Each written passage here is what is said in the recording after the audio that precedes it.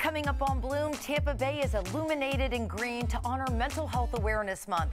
We've got top experts in shedding light on what you need to know. Mental health is health. And you know, we give special attention to it in the month of May, but we really need to be thinking about this all year round. My recommendation is for us to pay attention to ourselves. And there's a video series out to help you navigate the mental health system. Plus, how sleep is linked to your mental health. We'll have all that and more as Bloom, presented by Lifeguard Imaging, starts now.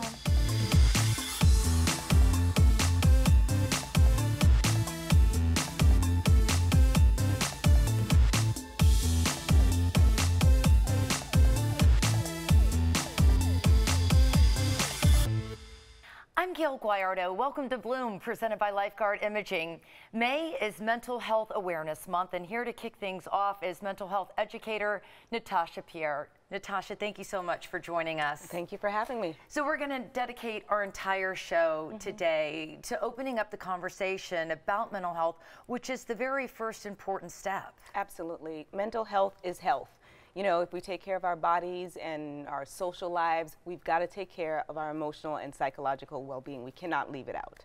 One of the first things that you want to talk about that I think is so interesting is that the hidden drains just sucking the life out of us and leaving people in states of anxiety, depression, and with mental anguish. Absolutely, and these are the things that we're not readily aware of. You know, this isn't about mental illness. This is about all of the things that drain us mentally every single day that we may be overlooking.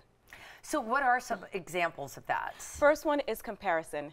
You know, sometimes when we're feeling awful, we may get, watch TV, get onto social media, and we're scrolling. We're scrolling and we're comparing our lives, the places of our lives that we may call ugly or broken, to someone else's highlight reel. And what that does, it doesn't make us feel better. It makes us feel worse.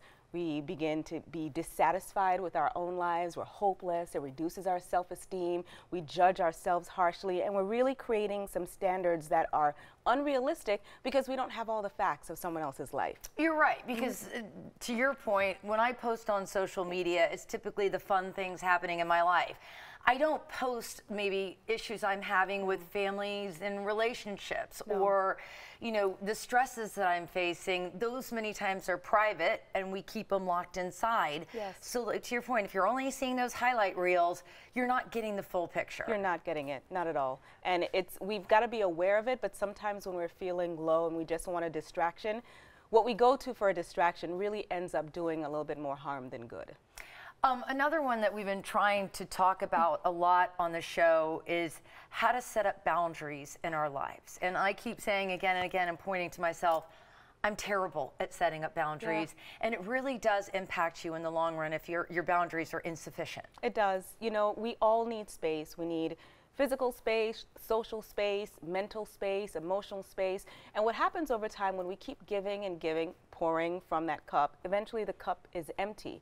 And if we're not being filled, then it leads to frustration, overwhelm, because we've been people pleasing so much. We get resentful, we're bitter, and we're burnt out. And we've blinked and we're like, how did I get here? Well, we got here because you've been giving away all of your time, all of your energy to things outside of yourself, and you're not even on your to-do list. Yeah, it's so true. And if you are, you probably put yourself last. Yes. Let's talk about social isolation and what a big problem that's become. Yeah, it has. Some people, and myself included, are still kind of living in pandemic times. Maybe we've transitioned to working from home, and that's just where we've been. We're alone, we're not seeing anyone. Some of our social skills are in atrophy. And so we've got to be intentional of getting out, connecting, communicating, speaking to other humans, because we're just locked at home. And when you're at home and it's just you have no way of reality testing whether your life is really as bad as you think it is or it's not. And when you get out and you interact with others, that's when you realize that you're not the only one with stuff happening. Yeah, and I think too, you know, we talk about this social isolation and the loneliness epidemic that comes along with it. Yes, and we kind of inadvertently have gotten to a place where we're lonely. You know, I think, you know, many people are looking up and realizing that they've let some friendships and some connections go by the wayside. They've relied on social media for the interaction, and we really need to get out. Humans are relational beings. We weren't intended to live in a silo, a vacuum, or alone. So we've got to be intentional about maintaining those connections and relationships. And let's talk about how our physical health plays a profound role in our mental health. Yeah. That could be getting out and exercising. That could be the foods that we're eating, which are directly related to our brains. Yes. And could trigger some mental health issues. Absolutely, and this is bigger than I want to avoid a cold, so I'm going to make sure I have my vitamins and minerals. It is ensuring that you're doing the things to maintain overall physical health, because one of the fastest things to affect our mental health is when we're not physically feeling well. So whether that's a sprained ankle or a diagnosis or any injury that is affecting the way we live our lives, that can create feelings of anxiety, of depression and sadness, of grief for the life that you had before. And so we want to be mindful of doing the things in our physical lives that won't almost trigger a mental health challenge. And in closing, Natasha, and in closing just for this particular interview, again, we're going to dedicate the entire show to your mental health. Any closing words of what people should be thinking about now? Because you don't want the month of May will come and go, but we've got to continue this all year round. Absolutely. Mental health is health. And, you know, we give special attention to it in the month of May, but we really need to be thinking about this all year round. You know, my recommendation is for us to pay attention to ourselves, pay attention to our bodies, our minds, our emotions. Anything that feels off, follow up with it. See what's going on in that area. Don't just shrug it off as though I'll deal with it later, because that's the foundation for a future issue that we don't want to deal with. Natasha, it is always such a pleasure to catch up with you. We love it when you come on Bloom, and thank you for kicking off the show today. Thank you. All right, we're going to share Natasha's incredible advice on BloomTampaBay.com, and when we come back, meet a top Tampa dermatologist who is the latest member of our podcast, the Bloom Health Club. He's talking about the mental impact of dealing with skin conditions. Bloom, we'll be right back. You're watching Bloom, presented by Lifeguard Imaging, saving lives through early detection. Call now, 813-582-5222 to schedule your scan today.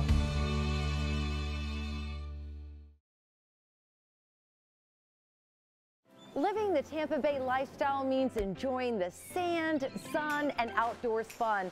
So get out, get active, and nurture those healthy habits. Hey there, I'm Gayle, host of Bloom. Now there's a new all-inclusive place with everything you need to shape your lifestyle, boost your health, and improve your wellness. BloomTampaBay.com, Tampa Bay's premier health and wellness website, made to help you feel good. Whether you're a fitness fanatic, beauty buff, or just want to take your first step towards positive change, this free website is for you. See the Bay Area's hottest fitness products, the latest workout crazes, and learn nutrition tips from the experts. Plus, discover local events and experiences designed with your well-being in mind. Cultivate a healthy mind, body, and soul. Check out BloomTampaBay.com, your local health and wellness website. That's BloomTampaBay.com. Welcome back to Bloom. An award-winning dermatologist in Tampa Bay is leading clinical research to help people struggling with major skin issues. Joining me now is the CEO and founder of 4Care Medical Group, Dr. Seth Foreman. Dr. Foreman, it's so great to see you. Thank you for having me back, Gayle. So a lot of people might be thinking, well, what does a dermatologist have to do with mental health issues? But whether it's acne, severe acne, vitiligo, a lot of things that you treat and research, it really is tied into your mental health. Absolutely. I think the first thing that we can talk about is the fact that if you have a severe skin condition, it can affect how you dress, how you do your hair, what clothing, how long of a sleeves you want to wear, if you want to wear long pants or shorts, because a skin condition can affect people anywhere. So talk to me about some of the skin conditions that you specifically treat. Well, let's start from the top. and that's the scalp. We see patients with autoimmune hair loss, alopecia areata, where people have an unpredictable and uncontrollable condition where they're losing their hair because of an inflammatory condition. Moving below that, on the face, of course, you have acne. You can also have vitiligo. These are all conditions that now we have medications that we can actually help patients and treat. Moving down to the body, you can have psoriasis, you can have eczema, you can have vitiligo, but also in a place that's very, very hidden oftentimes for many patients is a very painful and debilitating condition called hidradenitis suppurativa, which a lot of people haven't heard of. I've never heard of it. Well, I'm very happy for you, because if you haven't heard of it, it probably means you don't have it. It is extremely painful, it is debilitating, and it is a skin condition, which we believe it is autoimmune. And we are doing a number of clinical trials to help patients with hidradenitis suppurativa. And I wanted to talk to you a little bit about how forward-thinking that you've been. I've followed your career for many, many years now. You've seen my children I followed grow your up. career for many, many years too. Thank you. I appreciate that. I mean, from cutting a wart off my kid's hand to whatever over the years, I've had a chance to watch you from both a parent's perspective, patient's perspective, and as a journalist. And the research that you're doing is really remarkable. Tell me about that. Yes, we do a lot of cutting edge research. We're oftentimes published in the New England Journal of Medicine or the British Journal of Dermatology, the Journal of the American Academy of Dermatology, and many others for these conditions of which you're talking about: vitiligo, eczema, psoriasis, the one we're discussing right now, hidradenitis suppurativa, which is where you get painful boils in very, very private areas, as well as alopecia areata, where people have autoimmune hair loss.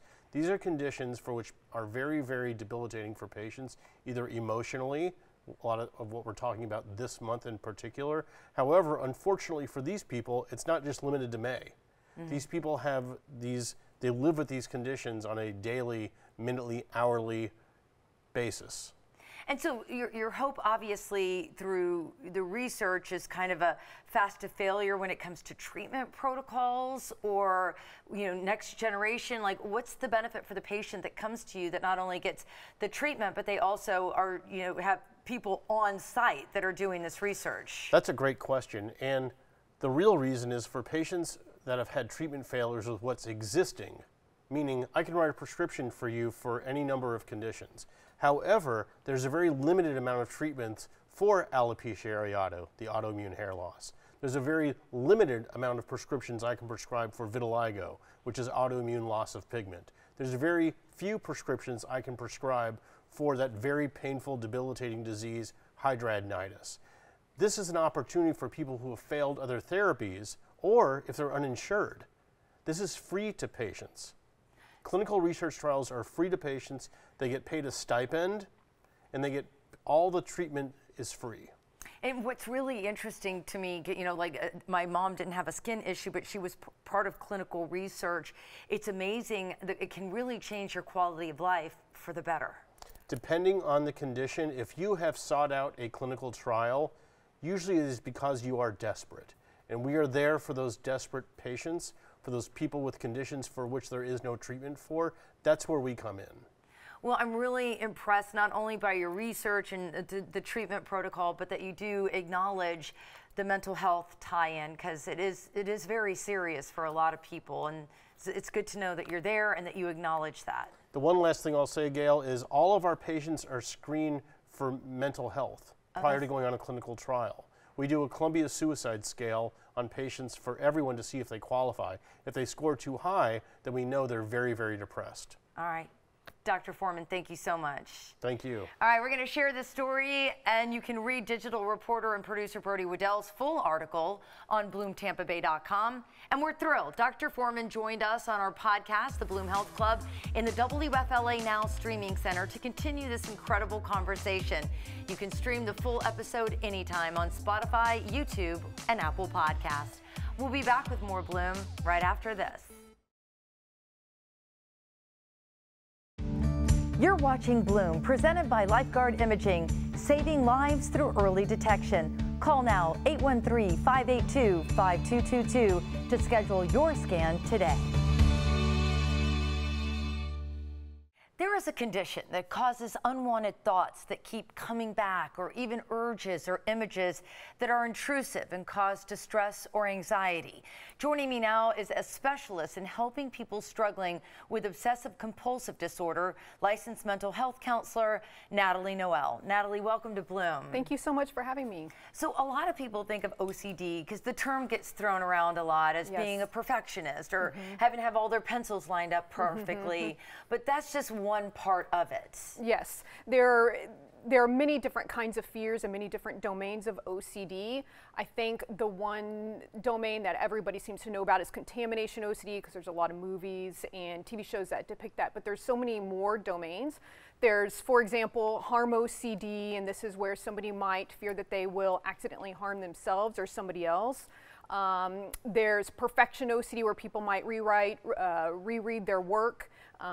There's scrupulosity. There's two forms of scrupulosity. The first one is this fear of going to hell or being blasphemous towards God. The second one is more related to morality, like what if I'm a bad person or I do something wrong. There's one that's very distressing too is sexually intrusive thoughts, and this is where somebody has unwanted sexual thoughts, and there's many more. But with OCD, they're all followed by compulsions, and really any behavior could become a compulsion. But there's several that are pretty much key for everybody who has OCD. The first one is avoidance. I think everybody with OCD does avoidance compulsions, which is they want to avoid the triggers as much as they can, whatever those triggers might be. Another one they typically do is reassurance seeking, and this is where they might ask loved ones or colleagues or whoever they need to. They ask questions repeatedly. Is everything okay? Did I do this right? Or whatever the question might be in regards to their fear. Some people will information seek. This is where they go online and they'll research all kinds of information regarding their fear. There's checking compulsions, like some people who fear that they might have left heating appliances on, stoves, curling irons, anything like that. They might check. I've had people who have cameras up in their homes or even around their car to make sure they haven't done something wrong. So really any behavior as well can become a compulsion. So what's the treatment protocol for? Because you said a lot of times people just try to avoid it, but that might not be the best way to address the problem. Like any other fear we've all overcome, you have to face the fear to get over it. So exposure response prevention treatment is just that. We have clients do exposures that specifically target their fear, and they do the exposures repeatedly until the fear goes away. We call it habituation, but for other people they might think of it as kind of like desensitization. And so whatever their fear is, I come up with exposures that they do, and I do it more on a hierarchical basis, even though you don't have to do that. So we start out with easier exposures, and then over time they go up and they do more and more difficult exposures. But frequency is key. They need to do the exposures daily. Now, if somebody is watching and they feel like they're struggling with OCD, I mean, is this something that develops over time? Is this something that we're born with? I mean, what happens that leads to obsessive compulsive disorder? Sure. So we have found that OCD tends to start around the years of puberty, kind of right before, right after, and there does tend to be a genetic component. I mean, oftentimes with my clients, they typically have at least one parent or it runs in the family who has OCD. So you will start to see signs for most people when they're children. Okay, so how do you treat this? Like at what age? As soon as somebody feels like this might be taking over their life? Yes. As soon as a parent sees some kind of symptoms, and they'll see because some of their behaviors will become repetitive, that's the time to get an evaluation and start some exposure. It's really once the symptoms become distressing. When it starts hindering functioning in some way, it's time to get help. Can you give me some specific examples of the treatments that you told us about? So like specific exposures related to certain fears? So with contamination, for example, if they fear touching something and getting sick, I will have them touch various items, maybe around my office or like door handles. There's bathroom exposures where they might touch different things. And maybe they'll touch their face. They'll cross-contaminate to their hair. At some point, I have them sort of lick their hands. If it's, let's see, harm intrusive thoughts, and somebody has a fear they might accidentally stab somebody, because those thoughts can be very vivid and specific. I might have them do exposures with knives or writing scripts or looking up content online that could scare them. If somebody fears, same thing with sexually intrusive thoughts, I would have them do, those exposures are going to be primarily online or script writing. I'm trying to think. With perfection OCD, I have them purposely do things that are imperfect. Maybe they send an email with a spelling error. Oh, man. Yeah. Don't let my producer Sarah hear about that one. All right, listen, I really appreciate you explaining this, because I think it's like, it's such a complex subject and people think they've got it figured out, but you might be dealing with this and not even know it. So what we're going to do is share all the information you need on bloomtampabay.com. We'll be back with more Bloom right after this.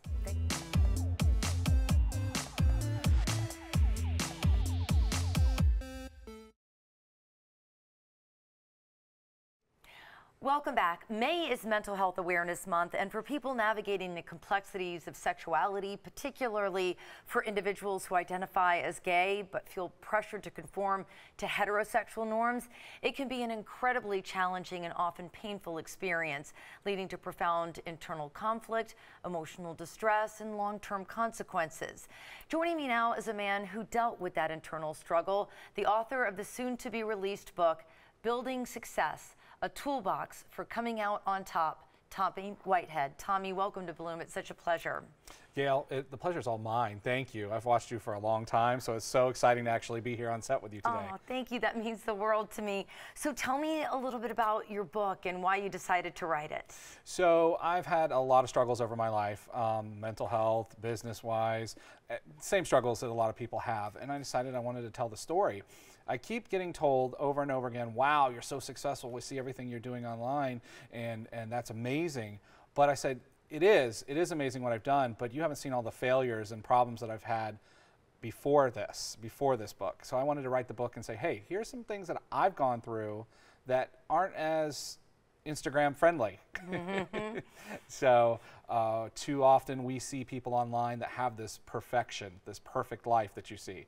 They never have a perfect life, nor do I. Maybe you do, I'm not sure. No, trust me, I do not. But we don't have the perfect life, and I think the stories of all the failures we have are just as important as the stories of the success. Yeah, I think you're right, and I think, you know, you and your book and your success in life can be really inspirational to a lot of people, because you didn't start out life successful. This is something that you really strived hard for and worked towards. Yeah, I grew up in a poor family in Polk County.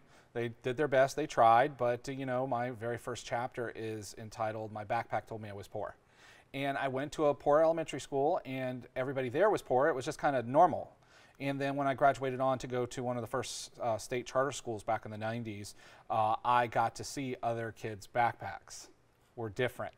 You know, it's a long haul from a JanSport to a basic Walmart backpack, which I had. So these little struggles, they started to come up starting in middle school when you're already insecure about yourself and seeing that poverty nature and going to what I'm at today. It's been a while. I wanted people to know that, hey, I didn't start with a gold spoon in my mouth. Right, yeah, and that is important to know. Why did you feel the need to create the Pride Construction Coalition, and who's represented? And again, I'm popcorning a little bit. I mean, this is kind of different from, you know, the topics that we're talking about now, but you've actually cast this net into your business world. I have. So many industries are very accepting of everybody. There are some industries that are still struggling. The construction industry is a little bit of one of them. There's this machoism that you think about. You think about this old guy contractor coming in and bossing you around, and that's the feel that the construction industry projects. That's not it. The construction industry is just as diverse as every other industry. And as an LGBT professional, I wanted to let other LGBT professionals know, hey, we're out there. You're not hidden. You don't need to hide yourself. We're here, and we're just here to get to work. And why is it important on a personal level for you to see this type of inclusion? It is strange going to work and not being able to tell your stories for your weekend, to tell what you did with your husband, that you saw this cool new movie or you had a great restaurant.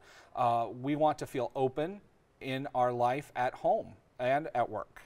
And so it was important to be inclusive because we want to come in and we want to be ready to work, but we also want to be able to share our personal lives because our personal lives do bleed into our work lives. So what do you hope the takeaway is for readers of Building Success? I always say, if I could do it, you could do it.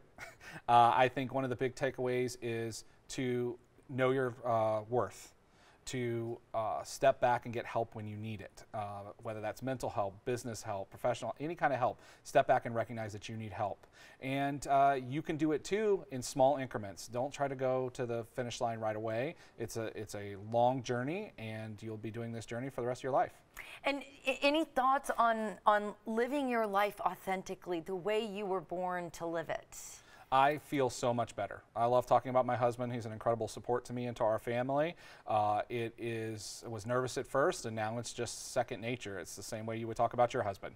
I love it. Well, listen, congratulations on all your successes and the soon-to-be released book, and we really appreciate you coming on Bloom to talk about it. The pleasure's all mine. Thank you so much. Absolutely. And we're going to share Tommy's story and more about his book on bloomtampabay.com. And when we come back, the conscious physician is talking about the importance of sleep and how it's directly related to your mental health when Bloom returns. You're watching Bloom, presented by Lifeguard Imaging. We begin where your checkup ends. Call now, 813-582-5222 to schedule your scan today.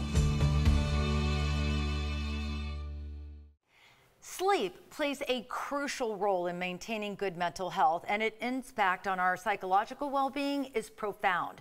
Here, with what can happen to our minds when we don't get enough sleep, is the author of The Conscious Physician Method, Conscious Life Practices, and Psilocybin, Dr. Lita Fatemi. Dr. Fatemi, it's so great to see you. It is an honor to be here. Thank you for having me. So, Dr. Fatemi, sleep or quality of sleep, I mean, it seems like for me on a personal level, sometimes no matter how hard I try, I can't get a good solid 8-9 hours of sleep, and that's what we need. Absolutely. You know, there's a few different things you can do.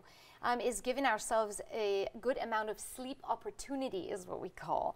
So giving ourselves about an hour before bed where we're not touching technology. You know, also being regular about that hour that we're going to bed, like 9:30, 10 p.m. is the time that you're trying to settle down.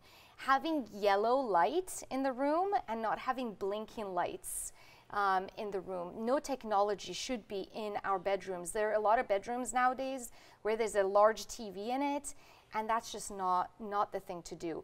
Really intentionally setting up the bedroom for comfort, for rest is really important. And what happens to our minds when we don't get sleep? Because I used to say this, oh, sleep's overrated, or I'll have plenty of time to sleep when I'm pushing up daisies. Like, you hear people joke about sleep, but it's their way of coping with the fact that they're just not getting enough. Yeah, absolutely. You know, it's so funny you bring that up because in residency, we would go 30 hours without sleep. And now knowing what happens to the brain on this side of the equation, I'm like, oh, that's so dangerous. Not only for myself, but also for the patients, that you're making such life and death decisions. So if you don't get enough sleep, brain performance precipitously goes down, mental health issues precipitously go up, anxiety, depression, and then physical health, cardiovascular disease, risk of cardiac events like myocardial infarction or heart attacks, stroke goes up. Dementia, early onset dementia comes about. So sleep is absolutely foundational to our well-being.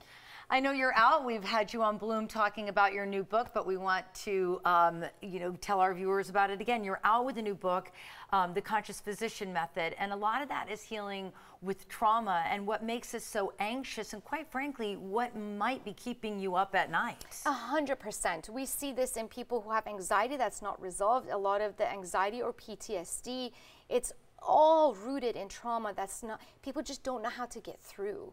And so examining ourselves, you know, one of the first things I start with my clients is sleep. How is your sleep? How many hours do you get? Is it interrupted? Do you wake up in the middle of the night worried? And recognizing that for a lot of people, when they go to bed, it's the first time they have time alone by themselves. That's shocking. That's shocking. And then a lot comes up. So then we implement other conscious life practices such as meditation and breathing and body scanning and also sensory work that we do to connect people with their environment so that you're getting out of your head pretty much. So you're not cycling through these thoughts of worry. All of these methods engage us with our bodies, with our breathing, so that shuts off and then you can sleep better. Or bringing in gratitude. When you wake up in the middle of the night, don't get up, don't get up, don't get out of bed. Stay there for at least 20 minutes, lay flat, do a body scan from your toes all the way up to your head and relax every part that you're scanning. Just relax. And a lot of people, by the time they get to their pelvis, they're done, they're asleep. And this works for people who are insomniacs and have used multiple medications in order to fall asleep. Some of these methods are extremely, extremely effective. The other method is breathing through the nose only. So if you are a mouth breather, you wake up and your mouth is dry, or your partner is telling you you're snoring, using a mouth tape in the more recent years, research shows to be extremely effective. It shuts down the sympathetic nervous system, the fight or flight, and then it engages the vagus nerve, which is the parasympathetic side, which is the rest and digest side. So if you're having difficulty falling asleep or being asleep, having good quality sleep, use a tiny little mouth tape. You can use the $3 3M medical tape you can find on, at Walgreens, Amazon, whatever. And it's just like, 1 inch right above the lip, right below the lip, shut the mouth, and your life will change. That is a great tip. I may be taping my mouth shut. My husband's going to be super glad about the news. Thank you so much, Dr. Fatemi.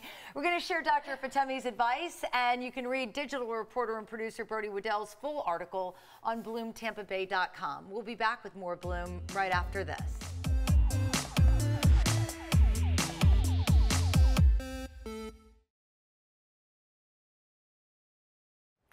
Welcome back to Bloom. 1 in 5 adults live with a mental health condition, according to the National Institutes of Mental Health, and these conditions impact women more than their male counterparts. Here to share ways to find life balance is leadership consultant and the CEO of the Ullman Group, Dr. Monica Maybank. Dr. Monica, thank you so much for joining us. Thank you so much for having me today, Gayle. So I have to say, and we do a lot of research here at WFLA, and we have found that people are hungry for more information when it comes to their mental health. They want to know more about a subject that, quite frankly, was neglected for so many years, leaving people to suffer in silence.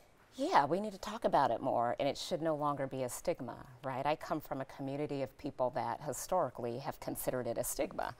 And they say, oh, that's, crazy Uncle Pookie or what have you. But the reality is a lot of people are dealing with these issues every day.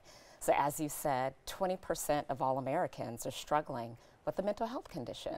And women have it the worst. Women are taking on more and more responsibilities, and their mental health is not being addressed. But our kids, interestingly enough, our adolescents are struggling with these mental health challenges the most, where 50% of all adolescents have some kind of mental health disorder. And these are things like ADHD, dealing with issues of depression, but it also includes things like thoughts of suicide and bipolar disorder and things of the like. So this is a serious issue that we should be talking about and raising a red flag on. I think as a mother of 4 children, I think the hardest thing many times for a parent to do is to figure out, what is teenager behavior? When are they struggling? Because our kids are so active, they're up in their room studying, and you try to keep the lines of communication open. But when I read the statistic of how many teenagers are suffering, it's staggering. It is, and I have 4 girls too, so I can totally relate. And I think one of the big challenges, especially with our children, is we're glued to our devices. And I know this isn't news to anybody, but according to research, we spend 6.5 hours of every day on our devices. And so that's going to affect our mental health in some way in real time. That's 40% of our waking hours is on a device, like the device in your lap, right? It could be an iPhone or a phone of any kind. It could be TV. This doesn't include time at your desk. This is a device. And so we have to pull away from our devices. But on top of that, there are a lot of societal issues that we just can't control, that we're worried about, our kids are worried about, whether it's inflation, which is obviously going to the grocery store now. It's like what used to be $100 is $250. And then you got issues of just, there's actually a lot of tensions and polarization. And our children are being exposed to these issues because they are constantly on social media. And they're seeing things that are bubbling up in our society that impact them, and they want a voice in those matters. Yeah, it's interesting because we started a while ago, and it was recommended by experts like yourself, to even if you're putting down the phone, just to sit around the table for dinner and listen to what your kids have to say. Right. And it is interesting what they're exposed to on social media and the kinds of images and the kinds of world problems that genuinely haunt them, and that will give you the opportunity to open up discussions and make them not feel like they're in this crazy world that we live in and that they're all alone. Yeah, our kids, unfortunately, COVID actually played a role in this. According to the World Health Institute, 25% of mental health issues increased during COVID. And so that's not a small percentage. And instead of us as parents spending time on the phone, we need to put our phones away too and have dinner with our kids. Yeah. Right? No phones is a rule that we had at our house when our kids were, they're grown now, but when they were younger, you can't bring the phone to the dinner table. Everything needs to be put away so we can just talk and have regular conversation. And I think that's partly what we're missing in today's society. It's true, and I think our parents, if you're out there listening, and I have another one about to leave the nest and go off to college, and I'm getting teary-eyed just thinking about it. She said, you have no idea how much I'm going to miss these dinners. Like, wow. It's really impactful. We think it's just time around the dinner table, but it's really it's special for the parent, and it's special for the child. So it's so important. And you say you also need to set boundaries in life. Yeah, so boundaries are so key. I think we make it harder than it needs to be. Right? There's more research that shows that Americans just aren't reading anymore. We're reading our screens, but we're not reading regular books like novels. People don't go to the library as much as they used to. And so the boundaries that we need to set is one, put down our phones, right? So instead of spending 2.5 hours on social media like the average user does, cut that in half and go read a book. And then in order to control and really regulate our mental health, we need to be practicing mindfulness. And that too helps with setting boundaries. So journal. You know, I spend a lot of time in prayer. People can spend time in prayer. They can spend time in meditation. And then they can spend time by themselves. Yeah. It's okay to spend time by yourself. One of the things that I do is take a 3-day retreat. It's just me and Jesus. And I'm getting time with the Lord, and I'm spending time away from all the noise because it allows me to recenter.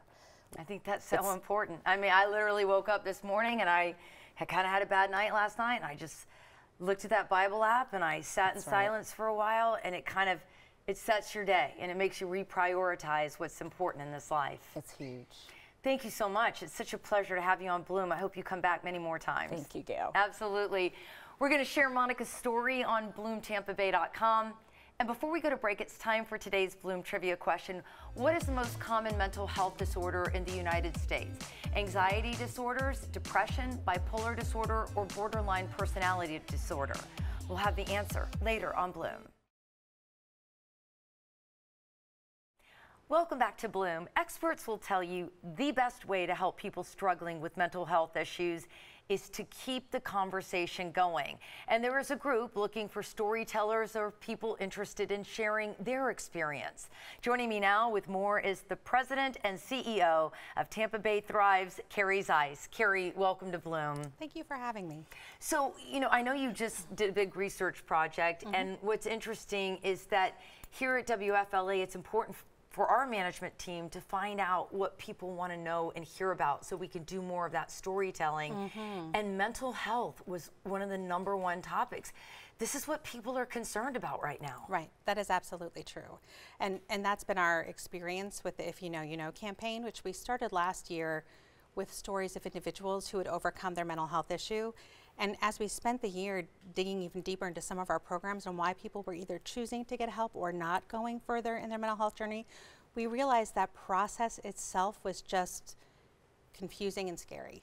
So that by telling additional stories, which we've just launched this last month, around therapeutic processes. So like, what is it like to find a therapist? To normalize that experience was really, really important. And that came just from talking to people. That's so interesting because, when, my mom was dealing with cancer or my dad with heart issue, you know exactly how to navigate the system. Right. But if you, to your point, if you're trying to help a family member or that family member's just trying to help themselves, the system is very confusing to navigate. Right, absolutely. And it's also, if you yourself are struggling, but you talk to someone on the phone and you get a referral, you feel slightly better. You think, maybe I don't have to do all that right now. I'm just going to step back. And then you feel worse again and end up in a cycle where it becomes a crisis. And you even help people figure out something as simple as choosing the right therapist. Right. Or maybe parting ways if that first choice wasn't the right one. Because you don't want to stay in something if it's not really feeding you and helping you. Exactly. And that's a normal part of the process. A therapeutic relationship is like any other relationship. And so you want that fit to be good and to let people know that it is normal to talk to someone for the first time and find out, okay, actually, I don't think this is the right person to help me get all the way to healing like I want to be. And you've actually set up a Let's Talk line so people can help you. You're helping them navigate. Right, exactly. It's 844-YOUOKAY, Y-O-U-O-K-A-Y. And it's Monday through Friday, 8 to 5. And it's really someone on the other end of the line who can give you referrals, help you figure out what you might need for help, because you might not be in crisis. You may not need to call a crisis line, but you want to figure out, well, do I need a psychiatrist? Do I need a therapist? Do I need a counselor? Or do I want to do peer groups? And it's someone who can just help you do that confidentially and free. And I think it's really cool, too, that you're lighting up the landscape here in Tampa Bay green as a reminder that while May might be Mental Health Awareness Month, we need to keep this topic illuminated year-round. Exactly, exactly. There is no health without mental health, and we have to pay attention to it every day in some way. It's how you perform in life. Well, I think it's really cool that you guys are here in the community making mental health care more accessible, and that's really your mission statement. That's it. We envision a community that is mentally and emotionally healthy so that we can all thrive. Well, I know there's a lot of folks out there watching and listening that are relieved to know that there's kind of a blue book, or print, I should say. So thank you for helping us all navigate the system. Absolutely. All right. Pleasure. We're going to share more about Carrie and Tampa Bay Thrives on BloomTampaBay.com. We will be back with more Bloom right after this. It's time for today's Bloom Trivia question. What is the most common mental health disorder in the United States? Anxiety disorders, depression, bipolar disorder, or borderline personality disorder? The answer is anxiety disorders. Anxiety disorders are the most common mental health disorder in the United States, affecting approximately 40 million adults each year. Thank you so much for tuning into Bloom today. You can catch Bloom anytime by following us on social media. We're on all major platforms, so get a behind-the-scenes look at all of the innovative breakthrough health and wellness conversations and incredible guests that we have right here on Bloom. And don't forget to check out our podcast, The Bloom Health Club. You can catch it live on Facebook and YouTube on Mondays at 2 p.m. Watch our podcast anytime on YouTube or listen on Spotify and Apple Podcasts. Well, we hope you'll tune in again on the next Bloom presented by Lifeguard Imaging. Find out about the incredible growth of a world-class rated hospital right here in Tampa Bay. And the Today Show's Joy Bauer is educating us on how to read labels and ingredients. So stay healthy, everyone, and I will see you on the next Bloom. Call now 813-582-5222 to schedule your scan today.